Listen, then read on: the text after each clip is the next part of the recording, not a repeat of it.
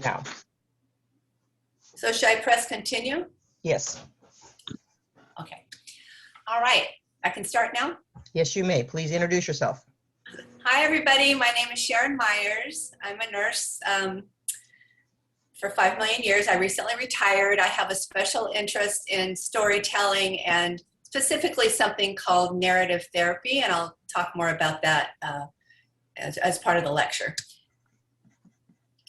So the main reason that I'm talking today with you is because you all, according to Linda, have a self-discovery challenge and a program that you're involved in. And upcoming part of that is going to be to tell some stories about yourself. And so the idea of me talking today is to kind of inspire you, encourage you, and give you a little background about why it might be relevant to you or helpful to you to tell some of your stories. So what is a story? Oops, go back. A story is just a telling of a happening or a connected, that connected part is the really important part, connected series of happenings, whether true or fictitious. It can also be called an account, which is a report or a description of an event. And some people might call it a narration or a narrative. So you might hear all those kind of words when you're talking about telling a story. So a little history of storytelling. All cultures have had stories way back to 30 to 40,000 years ago. So currently, the current evidence of the earliest stories are in a cave in France. And those drawings date back as far as 30,000, some historians believe 40,000 years. And that's the picture of the hunters shooting animals there. Those are cave drawings that are in France. And then on the upper right-hand side, the hands, that's actually taken from a cave in Argentina. And those hands are about 13,000 years old. So isn't that cool? It's so interesting. And I mean, what is the story there? What is the story of the hands? You know, I'm sure we all, right now, probably all of us looking at that picture are creating our own story about why the hands are there, who they belong to, were they male, were they female? You know, was it done by somebody who organized it as a male or female? What was the purpose? So stories have been happening since, you know, humans began. We also have oral storytelling, which is shared through your oral voice. That can take many forms. Storytelling can be through poems, chants, rhymes. Songs, of course, are a major way of storytelling. Myths, legends, fables, religion, prayers, proverbs, and others. So there really is nothing but story. Like, story is everywhere. All of us have already been telling stories today. Like Linda and I, you know, before I started talking, we were telling stories to each other. And we were taking pieces of information, putting it in some sort of, I think it was coherent, wasn't it, Linda? Some sort of coherent order. Of course. And, you know, we had a beginning, a middle, and an end. When you tell a story, you're forced into that kind of structure. You're forced to make connections. Much of our lives are devoted to telling stories. Stories, most of the time, are in our thoughts. They're not always put out there verbally or not always written down. But we carry around stories all the time, and we use those stories in order to make sense of things. So for example, today when I was trying to share the screen, I haven't done that a lot. And so I had a story in my head about the last time I did it and how it went and what I did. And that's the reason I was able to share the screen. It's because of the story I had in my head. This is a quote by a researcher named Brian Boyd. Telling stories is a human universal trait. It develops spontaneously without training in childhood. We have been telling stories for as long as history can see and will continue to do so for the rest of our lives. So some examples of typical stories that can be kind of important to us. So when we go to a doctor's appointment, I know for myself, I've been going to a few doctor's appointments. It really makes a difference how I tell my story when I'm talking to my doctor. Because if I don't tell the story in the right way, then the doctor won't have the right pieces of information in order to make connections and come up with a solution or to help me. So it's sometimes important, to kind of get your story together about your illness before you go to the doctor so that you can tell what's, a coherent story. So you're not going in there, with chaos all over the place, a little bit here, a little bit there. And, the way that the doctor interprets your story is also going to have a lot to do with the story that they have in their head. If they've just taken care of 20 people with heart failure that got heart failure from alcohol and or cocaine, they're going to, view your heart failure in a different way when you come to them with those kinds of symptoms. So our stories, the point of that is that our stories really influence how we see the world, how other people see us, and how our life kind of rolls down the road. So, an example that I've seen recently is, the story keeps changing about the COVID, the public policies for COVID and mask wearing and traveling. And, that changes based on what's changing in the world. So our stories can change based on input that's coming in. Stories do not always stay the same.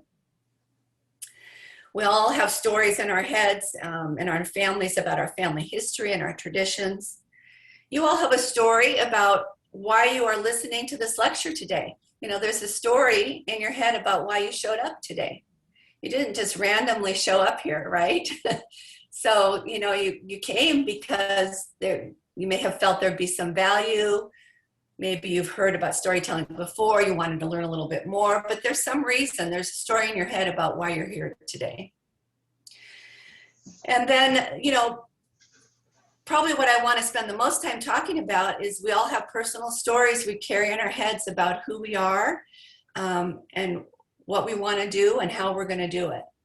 And those really influence how we are in the world, whether we're happy, sad, content, peaceful, all those things.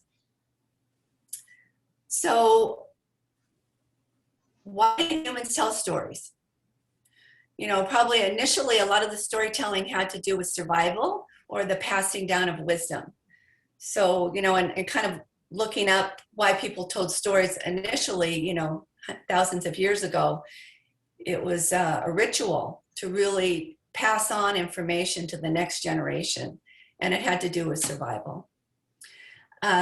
Empathy. Stories can let us see how others think and feel. The more compelling the story, the more empathetic people become. So, the whole Me Too movement, a lot of that had to do with stories that people began to tell that created empathy in all of us. And the same thing for Black Lives Matter. All of the social things that are happening right now have to do with stories that people began telling that in one way or another, other people connected to. One of the main reasons that we tell stories, and that there's a lot of literature out there about, is because stories help us to keep within memory what was something we've just learned. And actually, one of the ways people recommend that you have a better memory is to not just try to memorize words, but to memorize whatever you've learned as a story. So I remember when I was part of this study and I was in this group of people and they told us like a whole group of words, like 10 words. And they told us they were going to ask us what the words were again in 15 minutes. But during that time, they were going to tell us some other stuff and talk about it. Automatically, without even knowing it, made up a story in my head using those words. So, because I knew I would never just remember these 10 words without writing it down. So that's kind of what we all do, and we have better memory because of it. We also tell stories in order to have a connection to others. That's the way we find common ground to connect with people in our environment. That's people that we don't know, in situations where we're uncomfortable, we feel isolated, we might reach out and tell a funny story or do a connection story to somebody. And the last one that I have listed here is to give us a sense of control in this kind of chaotic world. So if we didn't connect the dots, we would just be like driving down the road and we would see people, and we'd see lights, and we'd see lines on the road, and we wouldn't have any idea of how those things connect. The only reason we know how all those things connect is because we have a story in our head of how we drive down the road. So connecting the dots is really key for us getting through our lives well. And it's one of the main reasons that we tell stories, especially the stories in our head. So I want to talk just a little bit about that because Linda asked me to share this. I actually recently did a study with some other researchers, and the study was called A Qualitative Study Exploring the Perceptions and Motivations of Patients with Heart Failure who transitioned from non-adherence to adherence. So really what this study was about, it's very hard for all of us, but especially hard for patients with heart failure to follow the prescribed medical recommendations, because they have to follow a low sodium diet, they have to restrict fluids, they have to take a lot of medicines which have side effects, and have to exercise and come to a lot of appointments. And so a majority of patients who have heart failure are what we call non-adherent, or they're not able to follow the medical guidelines. They're not able to take their medicines, follow the diet, restrict their fluids. But there are always groups of patients that are able to follow the recommendations and do well. So I was curious about why do some people who are non-adherent suddenly become, or over a short period of time, move into becoming adherent? Why do people who aren't able to follow the guidelines become able to follow the guidelines and do better? So I did a qualitative study, I interviewed them, and what I found out is there were some themes in the patients that were able to move from non-adherence to adherence. And one of the main things that was consistent with all the people that went from non-adherence to adherence were that they were able to make connections. And I'm not talking about connections with family or with staff. They were able to make connections between the dots. So they were able to see a relationship between their behavior, their health behavior, what they were doing, and whether or not their symptoms got better or worse. They were able to see a relationship between their health behavior and whether or not their heart failure got better or worse. Did their echo get better? Did their echo get worse at the same time that they were doing a positive or a negative health behavior? So if they took their medicines and they're following the diet, and then they went in for their echo a few months later, had their echo gotten better? Were their symptoms better? So that's kind of what's called connecting the dots. And here's some examples of some of the things that they said. In the hospital, they had me on a strict diet, low sodium, and it helped me get the water off. That helped me notice what would make me feel better. So it's kind of like a little light bulb moment. All these people, they had little bits of information. So they knew that they were supposed to take their medicines that helped them get water off. They knew they were supposed to follow a low sodium diet that helped them not hold on to water. They knew that they had symptoms. Some of them had, leg swelling, shortness of breath. They knew that they had, on their echo, there was some sort of problem with their heart, but they also had COPD and maybe asthma. And all of these bits of information were just floating around out there, but they weren't connected together. And so for one reason or another, and there's different reasons that people were able to make these connections, but they were able to make the connections and their story changed. And once their story changed, they were able to take better care of themselves. So, making connections is hugely important for us in being able to take care of ourselves in our lives. So stories have a major influence on why we do what we do. We all create our own personal histories marked by highs and lows that we share with the world. We can shape them to live with more meaning and purpose. So how you talk about the major events of your life has a profound impact on your personality and kind of how you live your life. I want to just give a little example of this. My son had he has a hard time, he moves a lot, within his mind. So he always had a hard time like doing well in school, and he had a hard time getting through college. But he eventually did get through college after years and years and years. And, when we were going through all this commotion, it was very stressful for me because I was trying to help him. It was stressful for him. And it was chaotic and really not seeing any purpose to the chaos. And so when he finally graduated from college, we went out to dinner, with a small group, and I decided to tell this story, that I wrote down before we went out. And it was a story of his, evolution from being a little kid and, being crazy in elementary school through high school, and then eventually graduated from college. And it was a story of the ups and downs, but it was also a story of how all the dots connected to get him to who he was today, which is this amazing, multifaceted, interesting person who figured out how to be successful, figured out how to get support. So, it was a redemptive story. So the way that you tell your story to yourselves and others really helps shape who you are. So I specifically did that at a turning point in his life because I didn't want to get up there and tell a story. There's another story I could have told, right? I could have told a story that nobody else takes 7 or 8 years to get through college. Other people get through college in 4 years. Nobody else just doesn't show up for class for 4 months and doesn't tell anybody. All the things you could talk about would lead to a whole nother story, wouldn't it, about him? And that's the truth of the matter, is that we all have multiple stories about ourselves and about an event that are going on at the same time.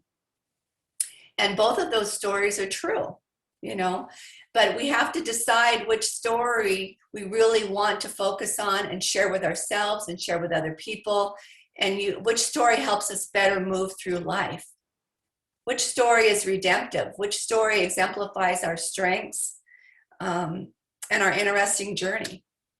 So if you change parts of your life story, could you become a healthier and happier person? And it's not that you're changing your life story, but that you're noticing different parts of your life story.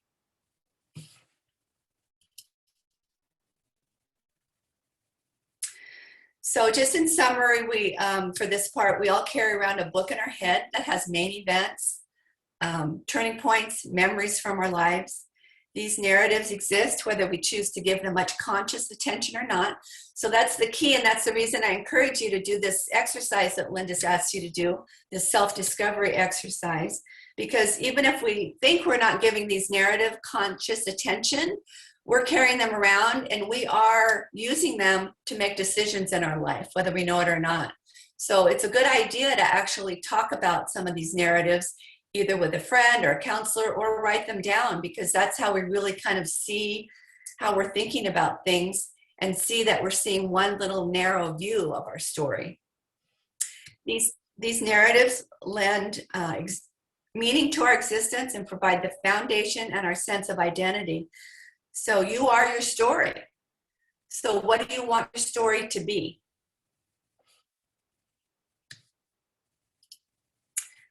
So you are your story, you are your personal narrative. So there's a researcher that's done research on this whole narrative story that we all have in our heads. He's done research on this for 20, 30 years. And what he found in research that alongside our goals and our values and our personality traits, our personal narratives, the stories that we have in our head, also reflect a stable aspect of our personalities. So they're kind of our narratives, besides our personality traits and our values and our goals. The story that we've got going in our head is also pretty stable, and it reflects how we're living our life, what we're doing, how we're talking to people, how we're feeling. The way we tell our personal stories has implications for our mental health and our overall well-being. And those who tell stories with redemptive meaning, in other words, the story that I told about my son, of overcoming suffering and adversity, and those that tell stories about having personal agency or the ability to grow and change and evolve have better mental health and overall well-being and maturity. So, you know, we do have some influence over how we are in the world and what stories and how we choose to tell those stories. So the original reason that I became interested in storytelling is when I went back to school and was getting my degree in counseling and psychology, and I discovered there was this whole field of therapy called narrative therapy. And it's therapy where you help people reinterpret their personal stories in a more constructive and true, it's not that you're making stuff up, a constructive and a true light. So when people, or when I was working with patients and they were telling their stories, I would ask them questions to help them notice other things. Now, for example, I had a patient that was, when he was like 9 years old, his father had a heart attack and died in front of him. And he was in the room with his father and kind of felt like he became frozen and that he didn't do anything about it. And has been carrying this story with him for years that he freezes, that he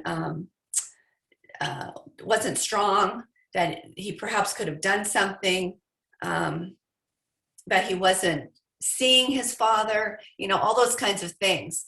And so, you know, instead of like debating with him about this, I did narrative therapy with him. And so, and you can do this with yourself. So I asked him questions. I asked him to tell me more about the actual event when his father died. And as he was telling me, I had him describe himself, what he was saying, what he was doing, what he was thinking, what people around him were doing. And what he noticed and what I helped him notice, because as he said it, I pointed it out to him, was that he actually wasn't frozen. He actually called somebody for help. He called somebody to call an ambulance.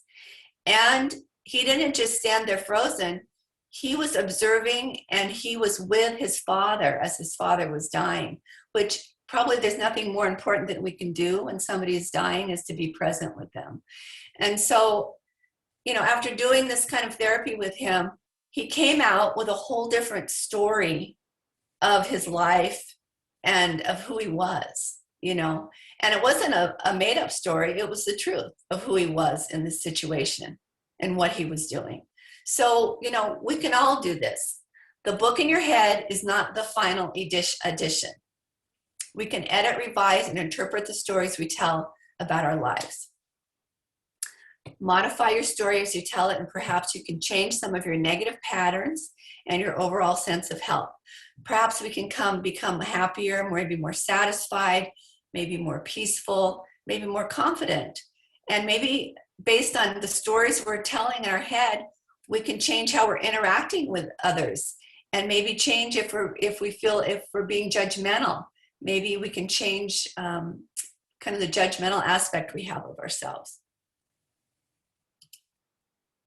So this is just kind of a summary of it all. How we see ourselves depends on what we are looking at. So this is an elephant, right? This is like the elephant. Story that we tell depends on how we're looking. We might tell a story about a rope. We might think the elephant's a rope if we're looking at the tail. If we're looking at the trunk of the elephant, we might think the elephant's a snake. If we're looking at the tusks on the elephant, we might think the elephant is a spear. So it depends on what we're looking at, and that becomes our story.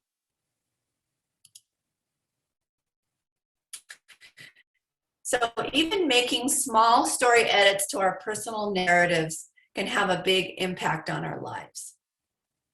So when my kids were young, and in junior high and in high school, both of them were these high activity, wild kids.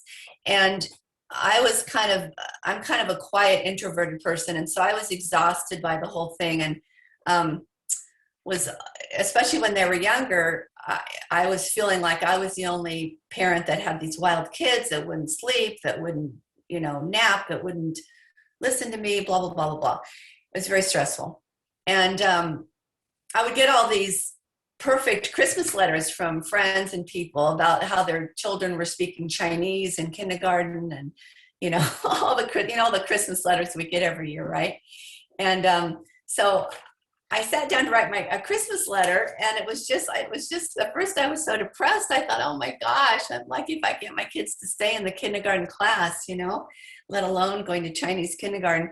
So it was just kind of therapeutic. I just thought, I'm just going to write about what's really happening, So I just wrote out this funny letter about what my life and our family's life was like, And I remember my husband at the time was trying to get us to save money, so he wanted me to be on a driving budget. He wanted me to only drive like 20 miles a week or something, and it was this whole.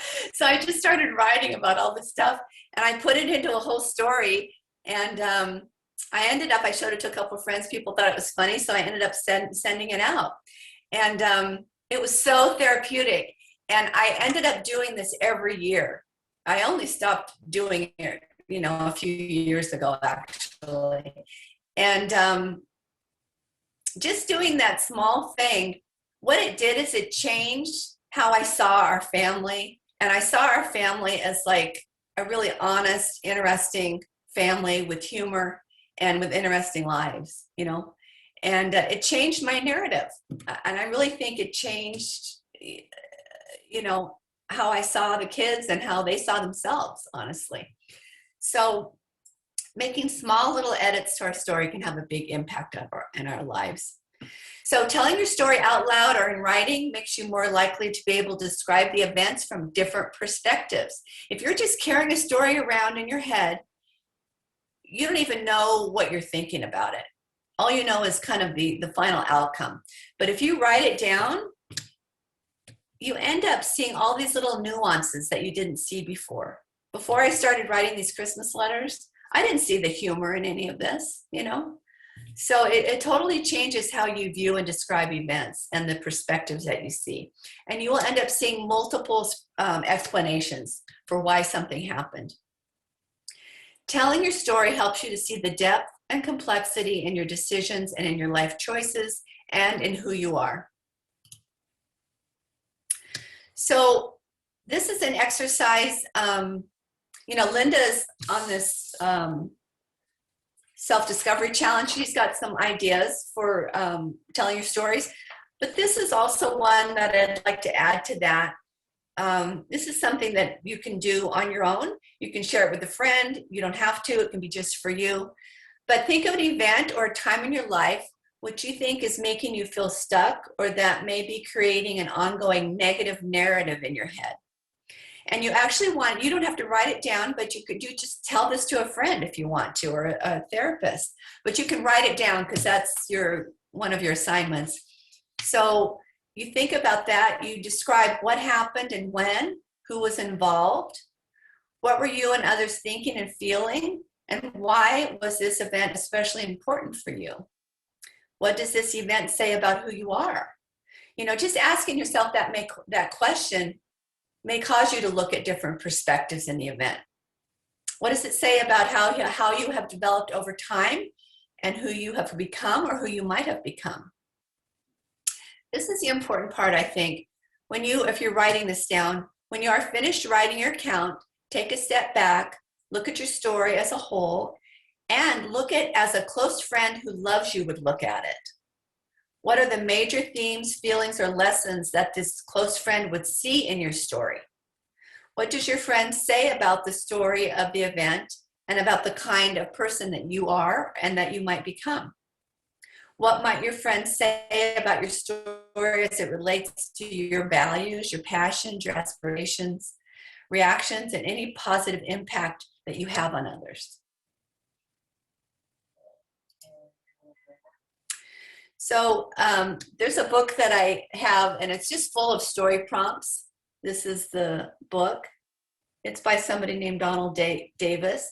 And this is something that you can do, as a family even, to try to get, or with friends in a group, as a way of connecting with others. And these are just some prompts for you to talk about or to write down. I just thought I'd share. These are some things that are taken from this book and then from other places that I've found. So this is kind of a funny thing that I saw on Facebook, how a normal person tells a story where there's a straight line from the beginning of the story to the end of the story, and how I tell a story. And this is kind of the way a lot of us are, is that way, and this is a good way to tell a story. You start out with the start of a story. You start talking about details that takes you in another place, and then you talk about that for a little bit, and then you kind of get back to the beginning.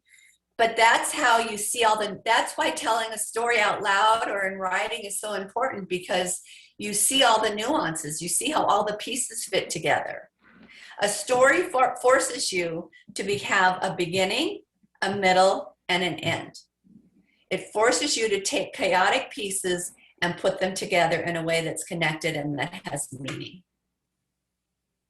So in conclusion, stories are everywhere. They helped us connect the dots and make meaning of our chaotic world.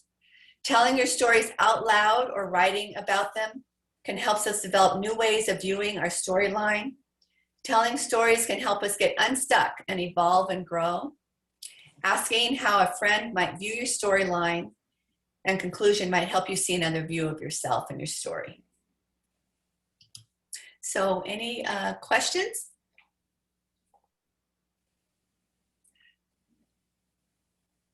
Does make any of you think of any stories that you carry around in your life? I don't think I've seen that assignment sheet. Was that included somewhere?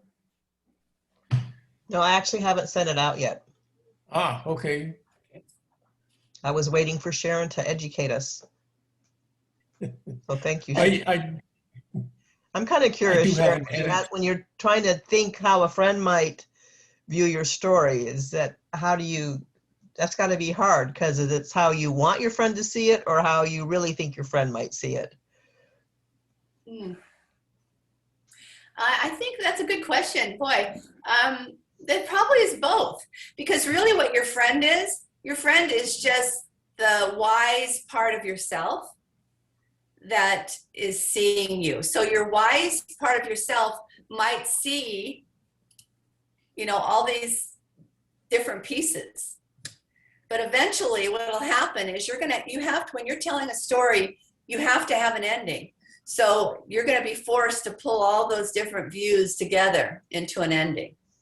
So I think it's really probably both, depending on what your story's about. That's an interesting question.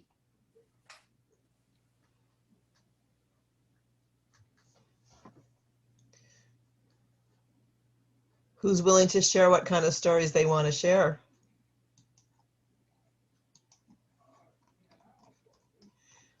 A lot of you guys have great stories, I know. We all have great stories. That's the fun thing. We all have amazing life stories, Bobby just shared with me a story yesterday, Bobby, that I had never heard about you. What was that? About the rabbits. Oh. Yeah. I mean, that was a very funny. There was a time in Bobby's life, Sharon, in Bobby's life, where she had 120 rabbits in her backyard. Oh my gosh. We had no grass, no bushes, no flowers, nothing. And it started out with just 2. Why did you have 120 rabbits? Well, here's the deal. We had a friend who lived up in Northern California who had Angora rabbits, and she used to take the wool and spin it into yarn and knit with it. Well, we went up there one time, and Leah saw all these beautiful rabbits and wanted to have one or 2. So the 2 part which got you in trouble. Yeah, and Angora bunnies, the real small ones, are called Jersey Woolies. They're real small, tiny Angora bunnies, and they come in all these different colors. So when Willie went out to buy Leah some rabbits. I said, get 2 Peters, which will fight, or 2 Marys. Well, he brought home a Peter rabbit and a Mary rabbit. And the first Peter rabbit died for some reason. I don't know. And then he went out and got another Peter rabbit that was evidently much younger than the Mary rabbit. So we thought, oh, okay, we're okay. So I'm looking out my back window, and all of a sudden I see 6 bunnies. Oh my gosh.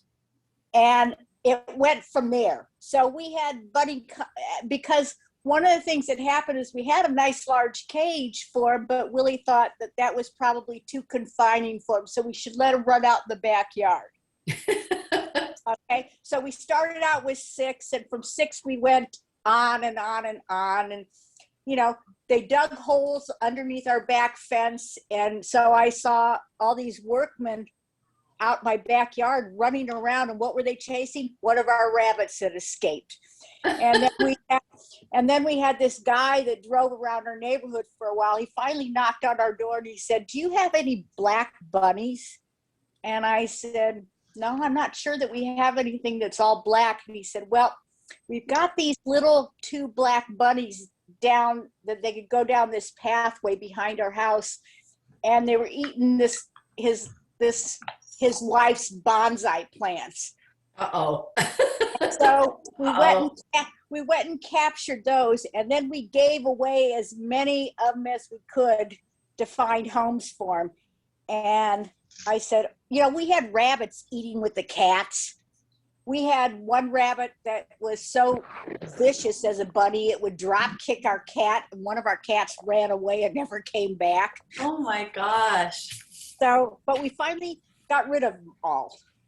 That's an amazing feat, to get rid of all of those rabbits. That's huge. Listen, oh no, to catch them was a big treat. Like Willie made this trap out of PVC pipe and netting, and we put it out there, and we didn't do anything with it. And we put food under it and have all the bunnies run, you know, under there. So one day we pulled the thing, probably had close to most of them in underneath this big trap. Well, then we were going to take them in the back of the truck. And one of the things that happened was the truck was filled. So Willie went out to his parents' house, dumped the truck, and when he came back, the rabbits had chewed through all of the netting. So they were all gone again. And we had to do it all over. So, but oh my gosh. It was, I said, oh my God, I'm never doing this again. So Bobby, how old was your daughter at the time? Probably 10. So does she have a nice affinity for bunnies now, or does she think they're menaces? She likes her dog. Her one little dog. You know, we've gone through fish with her. We've gone through bunnies with her. We had gone through cats, but she now has her dog. Interesting. Yeah, that was great. Thanks for telling that story, Bobby. But it really was very funny. People would come over to our house. They'd say, "You have a few bunnies back." We had a snake that moved into the yard because of the bunnies, and that was the kind of the end of the story, sort of, from yesterday. Because one of the things was, Willie said, "Have you ever seen a snake poop?" And I said, "No." I said, "It's not been on my priority of list to go out and find out and see how they do this." So it was just a garter snake. He captured it, put it in the garage, and it had just eaten a baby bunny. So you could see it in him. So it took about somewhere between 7 and 10 days before it pooped, but our whole garage smelled for days. It was so horrible. Oh my God. So I said, oh God, what I've done in my life. Right. All right, so the storytelling is going to be our April challenge. So that's coming out. I'll send that out this weekend. So thank you so much, Sharon. It's really nice to have you be part of our group here. Thank you guys for coming today. Good to see you all. Yep. Have fun. I do have one change on your PowerPoint. Yes? On the PowerPoint, Brian Boyd is spelled Brain Boyd. Oh, thank you. And having a brother named Brian, I'm very hyper aware of this one. And there was a funny question mark too in that one toward the end. Yeah. Thank you, Jen. Thank you. Thank you, Sharon. That was very interesting. You're welcome. Thanks for coming today. Thank you. Bye. Bye. Also, you should take a look at YouTube. There's one of Buddy Hackett telling a duck story. He actually tells 3 animal stories, and they're very funny. Oh, I have a duck story. When I lived out in the country, we had 57 turkeys, 1 duck, 6 dogs, and 42 cats. And in the evening, we'd take a walk. This duck was named Hilda.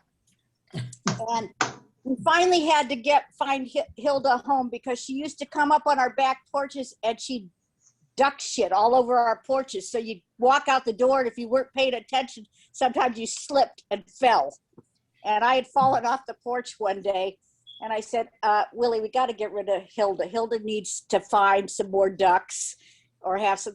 So we took her over to the Arboretum at UC Davis, and she was so happy to be let go with other ducks. You've had some animals in your life, haven't you? Oh, yeah. Yeah, I had some cockatiels that one of them escaped, and, you know, it did loop-de-loos around my yard for a couple of days before it took off because it was so happy to be flying free. One of my favorite stories is Willie's story about bringing the snakes home from a camping trip. Oh, yeah. Having a trunk full of snakes and his mother just going with it. His mom has been a saint. Yeah. With raising 4 boys, 3 of them all within 15 months of each other, you know, Right. was, you know, a difficult time, I'm sure. Right.